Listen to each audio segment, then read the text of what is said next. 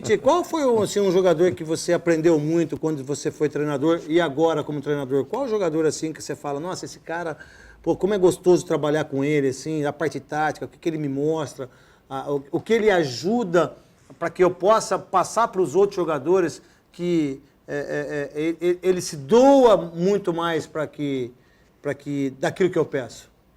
Neto, eu começou a falar, eu comecei, claro, pô, eu e tu, o que é que eu vou pensar? Eu vou pensar no Guarani. Cara, aí eu tenho algumas coisas. Tu era um cara que verticalizava, gol. Eu ia pra a cima, bola batia, gol. Gol. Né? Eu eu lembrava do Edmar, o Edmar jogava, eu marcado, joga em mim, que eu tenho que me virar, atacante, eu não tenho que estar livre, joga em mim. Eu lembrava do Feijão, que daqui a pouco de cabeça erguida, uma caneta e uma assistência. Eu tenho uma saudade do Rubens Feijão, eu queria saber onde você está, Rubens Feijão. Entre em contato comigo, pelo amor de Deus. Ele tinha um Miura, aquele carro dele, eu ficava só olhando o Miurinha branco dele.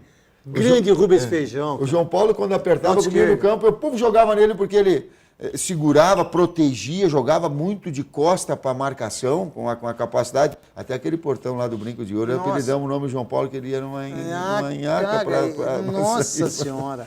E o Evair então, também foi um jogador... Evair, o cabeceio dele é capaz... Podia entrar nele para tabela curta, que ele ia do Ricardo Rocha, que tinha uma capacidade de antecipação. Quando eu estava no time de baixo, que nós fazíamos um coletivo, que eu baixava a cabeça para lançar, eu só ameaçava e tirava. Quando eu olhava, ele já antecipava os movimentos de cobertura que tinha. Boiadeiro, que jogou muito. Boiadeiro, muito. Eu fico lembrando assim... Almir, meu grande amigo Almir. Almir. Falar a verdade... Semifinal contra o Atlético Mineiro, lá com 5 minutos ele teve que entrar para marcar o Sérgio Araújo. Sérgio Araújo. A sua presença aqui nos honra muito. Muito obrigado, né, por você estar aqui e fico muito feliz pela sua conquista. E eu fiquei assim emocionado, foi num jogo contra o Vasco.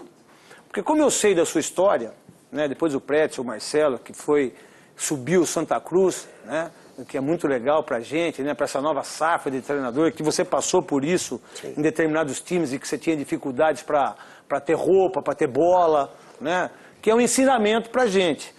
O que eu fiquei mais feliz, assim, fiquei muito emocionado na hora do jogo, mas não transferi isso para o jogo, foi quando você teve tantas contusões na sua vida, você foi um camisa 8 de muita qualidade, né? Hoje você jogaria fácil em qualquer time do país, até em seleção brasileira, mas infelizmente você teve contusões que naquela época você ficava um ano parado. Eu lembro muito bem você lá com Frias, com todos eles. Não quero nem falar sobre isso, porque reflete muito daquilo que a gente passou quando a gente era jovem. Né? Não que a gente seja velho, mas a gente está com uma idade, já cabelo branco. É quando você foi até no São Januário. Você foi andando, eu fiquei observando você, eu estava fazendo o jogo. O que ele está pensando ali, né? Eu não sabia o que você estava pensando. E aí depois da entrevista você falou, pô, eu passei um momento tão difícil da minha vida como jogador que eu fiz um gol aqui e eu achava que eu não pudesse mais jogar futebol. E aí você se transformou no ídolo que você é, né? E conquistando tudo isso. O que passou ali naquele jogo e o que você pode falar sobre isso, sobre ser esse treinador que você é? Porque você revolucionou.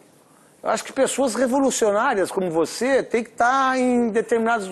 Tem que estar na política, tem que estar na televisão, tem que estar no futebol, tem que estar na vida, em tudo. Só o De Federico que não pode estar na sua cobertura. Obrigado pelo convite, Neto. Vocês da Band, vocês pegaram a imagem que eu estava, eu cheguei no fundo, antes do jogo, até para me ambientar, mas não adianta. Eu fico pensando ainda como atleta, cara, como ex-atleta. Eu sonho estando dentro do campo. E ali eu não imaginava que eu pudesse voltar a jogar futebol. E nós fomos jogar contra o Vasco, e devia ser uma primeira, segunda partida, teve um cruzamento da esquerda e fiz o gol no gol da entrada. Então quando eu cheguei no estádio, eu fui discretamente no fundo, eu acho que a câmera da Band deve ter me pego, o Fernandinho conversou comigo depois, e eu lembro do cruzamento e eu fiquei olhando para o local onde a bola tinha entrado. Você estava pelo Guarani ou pelo Guarani? Pelo Guarani. Pelo Guarani. Onde eu tinha saltado no cabeceio, onde eu tinha corrido para comemorar. Foi 86? 86. Onde eu tinha corrido para comemorar e no momento que eu não imaginava poder voltar a jogar futebol. Neto, as pessoas que passaram, sabem, eu acho que eu passei, talvez de 27 anos de carreira, eu passei 3 anos recuperando de cirurgia. Se não mais. E indo para faculdade ainda. Entre artroscopia e cirurgia aberta de joelho, pô. já recuperando, eu digo, eu não vou voltar mais a jogar futebol. Daqui a pouco eu me vejo de novo, voltando, fazendo gol, eu digo, porra, eu olhei pro céu e digo, obrigado.